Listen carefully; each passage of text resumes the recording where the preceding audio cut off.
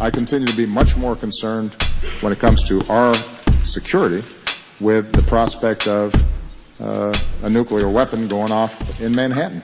Power outages in San Francisco, New York, Frankfort, Kentucky, and Los Angeles. Coincidence, or were they part of the drill known as Operation Gotham Shield that will finally commence between April 24th and April 26th? Basically, a simulation drill, and not the actual detonation of nuclear weapons, will be underway.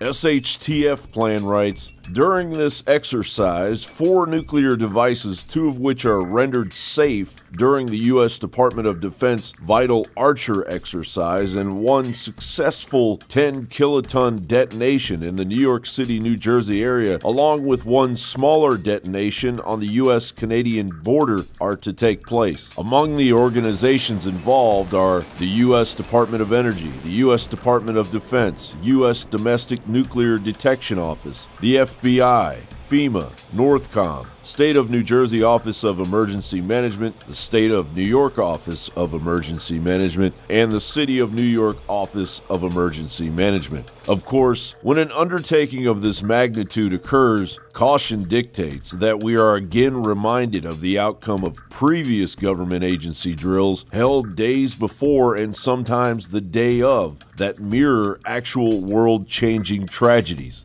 Nobody in our government, at least, and I don't think the prior government that could envision flying airplanes into buildings on such a massive scale. But that turns out not to be true. U.S. military planners did envision and practice those very scenarios. As reported by USA Today, the North American Aerospace Defense Command, NORAD, conducted exercises with fighter jets, simulating hijacked planes flown into the World Trade Center in the 2 years before the attack. You are actually working today on an exercise that envisioned virtually this scenario. Almost precisely. I was up until 2 o'clock this morning because it's our job. My own company, Advisor Consultants, we specialize in helping people to get their crisis management response. Witness number 1 approached an ATF agent nearby. He claims he asked the agent what had happened, and witness number 1 says this is what the agent told him. He started getting a little bit nervous. He tried reaching somebody on a 2-way radio. Couldn't get anybody, and I told him I wanted an answer right then. He said they were in debriefing.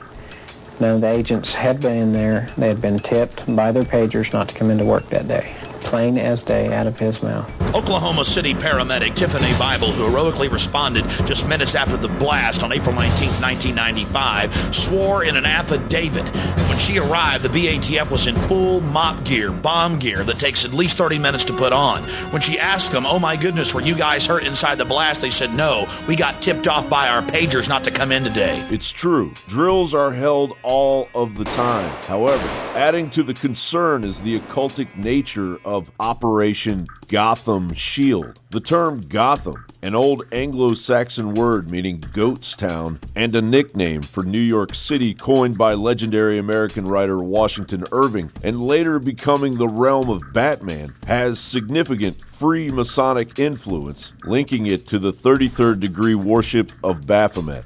All are worthy. Now you can say that again. Now that is Bruce Wayne's grandfather, Mrs. Cooper? His great-grandfather. I understand he was tapped for Skull and Bones. Tapped for it? Sir, he founded Skull and Bones.